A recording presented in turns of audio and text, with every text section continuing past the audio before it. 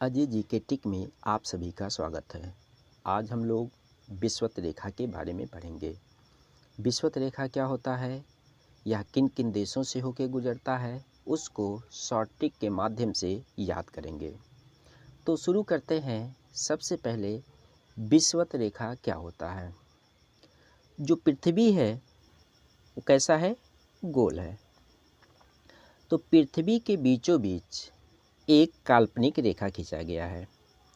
उस काल्पनिक रेखा को 0 डिग्री अक्षांश के नाम से जाना जाता है। 0 डिग्री अक्षांश रेखा को भूमध्य रेखा के नाम से भी जाना जाता है। भूमध्य रेखा के ऊपर वाले भाग को उत्तरी गोलार्ध के नाम से जाना जाता है और दक्षिण वाले भाग को दक्षिणी गोलार्ध के नाम से जाना जाता है। अब हम लोग विषुवत रेखा पे पड़ने वाले देशों के नाम शॉर्ट टिक के माध्यम से याद करेंगे। इसके लिए जो टिक है, एक युग के दुई कलाबाज इनका सम कर गए। एक का क्या मतलब होता है, युग का क्या मतलब होता है, इसको हम लोग अब समझने की कोशिश करते हैं। एक का मतलब इक्वाडोर। तो एक शुरुआत में एक है तो यहाँ पे भी एक है, तो एक का मतलब इक्वाडोर। युग का मतलब युगांडा। अगर युगांडा में देखें तो शुरुआत के 2 अक्षर युग से मैच कर रहे हैं, तो युग का मतलब युगांडा।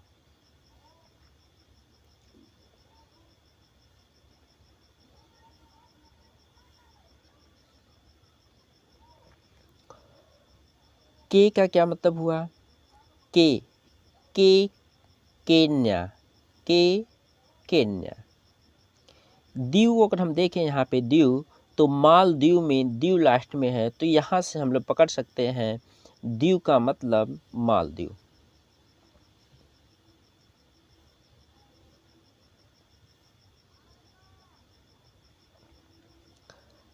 कला का क्या मतलब हुआ, बाज का क्या मतलब हुआ। कला शुरुआत में अगर हम देखें, कला कोलंबिया में भी का और ला है, तो इससे हम पकड़ सकते हैं कला मतलब कोलंबिया। बाज में अगर देखें तो बाज और ब्राज़ील, तो बाज और ब्राज़ील यानी कि ब्राज़ील में भी शुरुआत में बा और जा है और बाज में भी शुरुआत में बाज और जा है, तो इस आधार पे हम पकड़ सकते हैं बाज मतलब ब्राज़ील।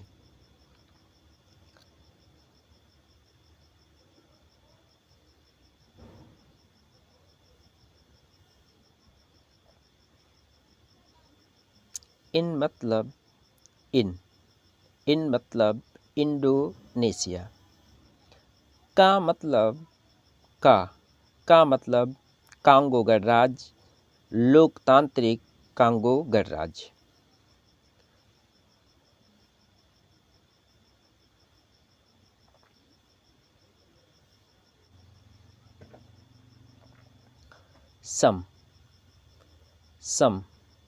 सम मतलब सोमालिया। सोमालिया। कर किरबाती, गए मतलब गए वा। अगर वीडियो आप लोगों को पसंद आए तो लाइक और सब्सक्राइब जरूर करिएगा।